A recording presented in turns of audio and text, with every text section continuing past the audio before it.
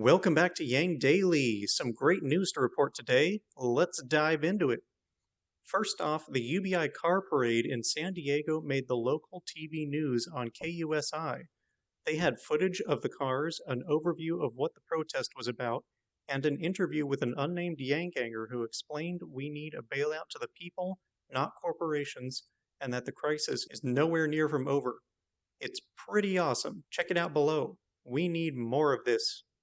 Moreover, Humanity for Yang reported that we sent over 6,000 letters to all of Congress in under 24 hours. That is a good start, but one that we must continue to build on. We need this to be at least 100,000. We have many times that number in the Yang Gang, and it only takes seconds to send a letter. Is UBI not worth a few seconds of our time? We can do better. We must do better. And we will do better. That said, we're already seeing an effect because we won another congressman today. David Cicilline, congressman for Rhode Island and Antitrust Subcommittee chairman, tweeted that he is joining Ro Khanna and Tim Ryan's basic income bill as a co-sponsor. Thank you for supporting the people, David. Bring your friends. Show him some love, gang. The letters and calls really do work when the volume is high enough. Keep them coming. You may have heard that Georgia's governor, against advice from all corners, has decided to resume some non-essential economic operations Monday.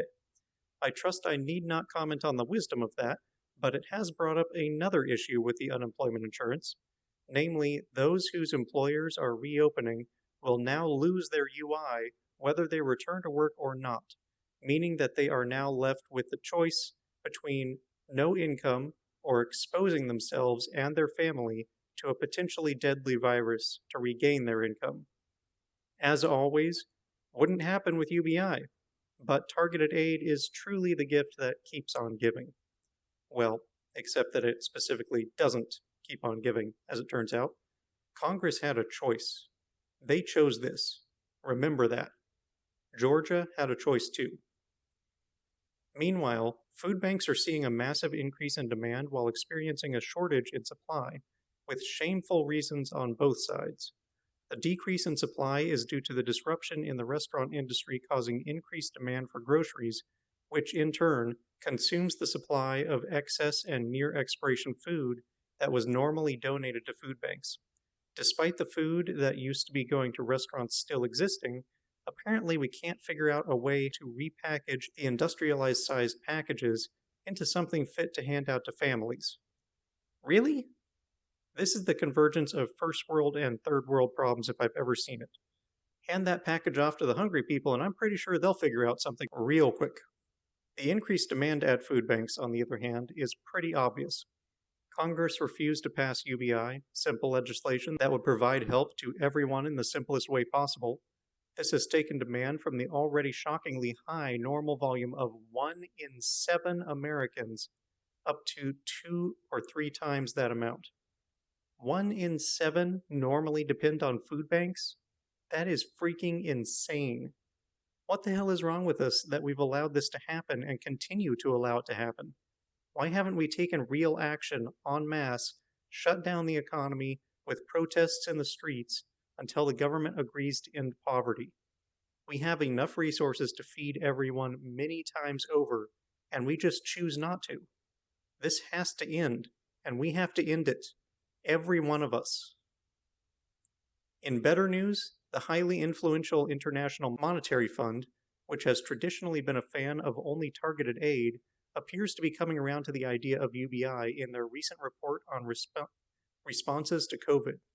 While they continue to somewhat mischaracterize universal measures as high cost, they acknowledge that they have a much greater effectiveness at reaching those in need and aiding them. Basically, they're starting to realize that UBI is just plain better than targeted welfare. Once they wake up to the fact that it's also cheaper once the savings and GDP growth are accounted for, not to mention the likely progressive taxation to pay for it, they should be singing its praises wholeheartedly.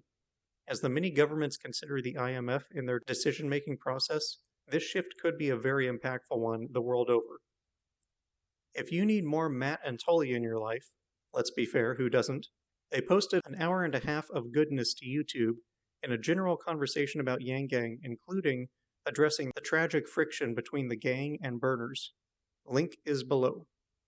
Finally, ardent Yangganger Will Lex Ham has been tapped as executive director of the newly forming nonprofit Asians in America, which is an Asian American movement focused on increasing social services for the community. I'm always happy to see hardworking Yanggangers recognized, rewarded, and given power to help the cause even more. Congratulations, Lex. You deserve it. And that'll do it for today's Yang Daily. Thank David for supporting basic income. Check out Matt and Tully's discussion.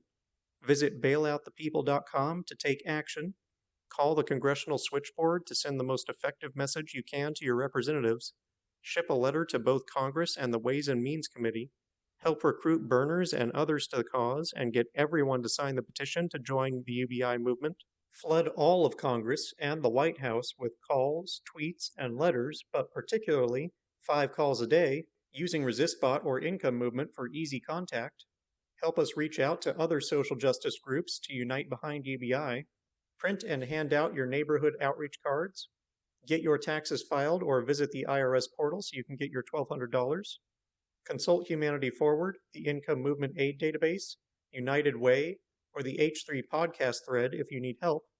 Consider what we can do to push the movement forward in this critical moment and discuss with others at the local hubs and the support links.